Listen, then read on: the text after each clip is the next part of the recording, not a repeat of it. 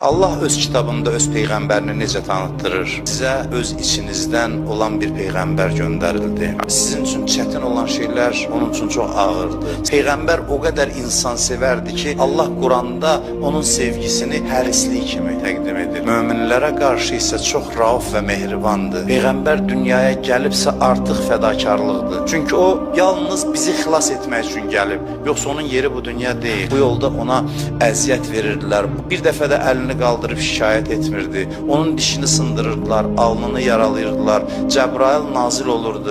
Deyirdi ki, ey Allahın peyğəmbəri, əgər bəddua eləsən, Allah sənin hörmətinə görə sənə qarşı bu haqsızlığı edənləri cəzalandırar. Peyğəmbər qan içində əlini duaya qaldırıb deyirdi, ilahi, onları düz yola yönəlt. Onlar bilmədilər, bu işi gördülər. Mehriban bir ata kimi ona daş atanları dua edirdi, onun dişini sındıranları dua edirdi. Bəli, Peyğəmbər əlinə silah götürüb döyüşüb, amma Peyğəmbərin döyüşü də sevgidən qaynaqlanırdı. Çünki bəzən bir insana nicat vermək üçün onun hansısa bir üzvü kəsilib atılmalıdır. Peyğəmbərin savaşının fəlsəfəsi budur. Peyğəmbər niyə hamıdan çox əziyyət çəkirdi? Çünki insanlara çox azadlıq vermişdi. Peyğəmbər hətta haqqın təbliğində istənilən vasitədən istifadə etməyə haqqı yoxdur. Allah bu izni ona vermir. Peyğəmbərə buyurur ki, sən xatırlat, sən onların üzərində hökmran deyilsən. Addım başı möcüzə göstərməklə insanların ixtiyarının əllərindən ala bilməzsən. Biz səni şahid olaraq göndərdik. Biz səni müjdə verən və çəkindirən olaraq göndərdik. Allaha doğru, onun izni ilə Allaha doğru çağıransan.